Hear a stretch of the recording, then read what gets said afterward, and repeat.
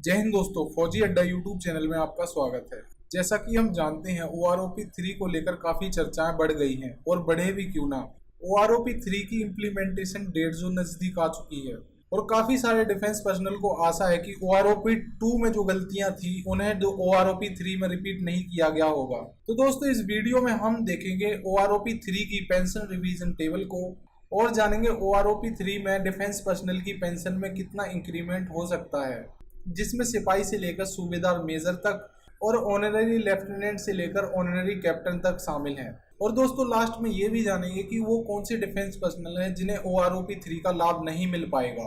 तो दोस्तों, इस वीडियो को लास्ट तक जरूर देखें ताकि आप इस वीडियो में दी गई जानकारी को अच्छे से समझ सकें। और दोस्तों, हम OROP, स्पर्श, CSD, AFD, MCO कोटा जैसे टॉपिक्स पर वीडियोस इस चैनल पर रेगुलरली लाते रहे। तो लगातार डिफेंस वेलफेयर न्यूज प्राप्त करने के लिए आप हमारे चैनल फौजी अड्डा को जरूर सब्सक्राइब करें। दोस्तों, सबसे पहले OROP स्कीम को 1 जुलाई 2014 में इम्प्लीमेंट किया गया था सभी पेंशनर्स के लिए, लेकिन गवर्नमेंट द्वारा इसकी नोटिफिकेशन नवंबर 2015 में आई और 2016 से इसका एरियर आना चालू हुआ।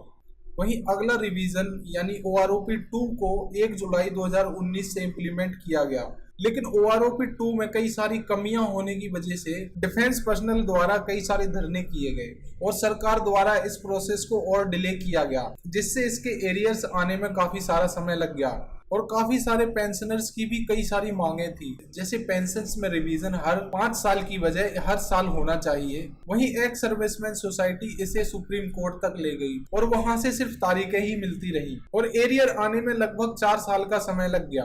और दोस्तों, OROP 2 की पेंशन्स को डिसाइड करने के लिए 2018 को बेस माना गया, जिसमें एवरेज, मिनिमम और मैक्सिमम पेंशन को ध्यान में रखकर ही पेंशन्स को डिसाइड किया गया, जिससे काफी जेसीओज और अदर रैंक के डिफेंस पर्सनल की पेंशन्स में कमी आ गई या फिर उनकी पेंशन्स में कोई चेंज नहीं आया। तो दोस्तों, वो इसलिए हुआ क्योंकि वो पहले से ही एवरेज से ज्यादा पेंशन ले रहे थे।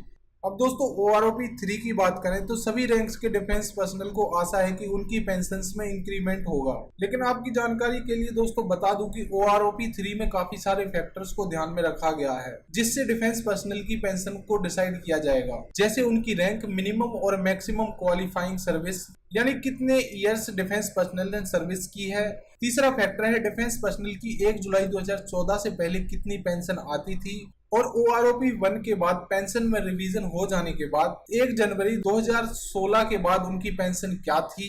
साथ ही 1 जुलाई 2019 से 1 जुलाई 2024 तक उनकी पेंशन क्या थी। तो इन फैक्टर्स को ध्यान में रखकर OROP 3 की पेंशन्स को डिसाइड किया जाएगा। अब दोस्तों, आप इस चार्ट को देख सकते हैं, इसमें OROP 1, OROP 2 और OROP 3 में डिफेंस पर्सनल की क्या पेंशन होगी उसका ब्रेकडाउन किया गया है। जैसे एक डिफेंस पर्सनल जो सिपाही रैंक पे थे, जिन्होंने 17 साल सर्विस की थी, उनकी OROP 2 में पेंशन थी 18,807 रुपए, तो OROP 3 में पेंशन बढ़कर 20,450 रुपए हो जाएगी, जिसमें 1643 रुपए प्रति माह का इंक्रीमेंट हुआ है। उसी तरह नायक रैंक के डिफेंस पर्सनल का OROP 2 में 20,107 रुपए से बढ़कर OROP 3 में 22,175 रुपए, जिसमें 2,068 रुपए प्रति माह की बढ़ोतरी होने का अनुमान है। उसी तरह आप इस टेबल में सभी रैंक के डिफेंस पर्सनल की पेंशन को देख सकते हैं कि OROP 1 में कितनी पेंशन थी, OROP 2 में उनकी पेंशन कितनी हो गई और OROP 3 में उनकी पेंशन में कितना इंक्रीमेंट हो सकता है। और दोस्तों, आपको बता दूं कि ये डाटा जो मैंने आपको अभी शो किया है ऑफिशियल डाटा नहीं है। ये डाटा OROP 1 और OROP 2 की पेंशन्स को एनालाइज करके डिसाइड किया गया है कि OROP 3 में डिफेंस पर्सनल की पेंशन कितनी हो सकती है। अब जो OROP 3 में डिफेंस पर्सनल की पेंशन आएगी तो इसके अराउंड ही डिफेंस पर्सनल की पेंशन रहेगी। और दोस्तों, OROP 3 में 2023 को बेस ईयर लिया गया है। वहीं जो पेंशनर प्री मैच्योर रिटायरी हैं उन्हें OROP 3 का लाभ नहीं मिल पाएगा और वो डिफेंस पर्सनल जो 1 जुलाई 2014 से पहले के प्री मैच्योर रिटायरी हैं, उन्हें इसका लाभ पहले भी मिल रहा था और आगे भी मिलता रहेगा। अब दोस्तों, OROP 1 और OROP 2 में कई सारे डिफेंस पर्सनल को निराशा हाथ लगी थी क्योंकि उनकी पेंशन में कोई इंक्रीमेंट नहीं हुआ था। ये दोस्तों इसीलिए हुआ था जो मैंने अभी पहले बताया था, क्योंकि वो पहले से ही एवरेज से ज्यादा पेंशन ले रहे थे, इसीलिए उनकी पेंशन में इंक्रीमेंट नहीं हुआ। और दोस्तों, ये OROP 3 में भी देखने को मिलेगा।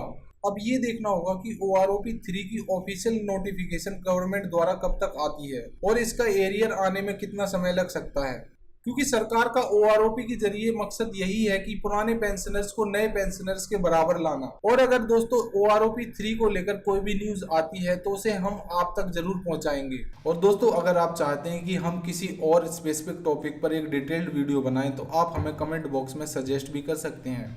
आशा है आपको ये वीडियो इन्फॉर्मेटिव लगी होगी। अगर आपको ये वीडियो इन्फॉर्मेटिव लगी हो तो आप इस वीडियो को लाइक कर सकते हैं और डिफेंस पर्सनल के साथ शेयर कर सकते हैं। और ऐसी ही डिफेंस वेलफेयर से जुड़ी जानकारी प्राप्त करने के लिए आप हमारे चैनल फौजी अड्डा को सब्सक्राइब कर सकते हैं। जय हिंद।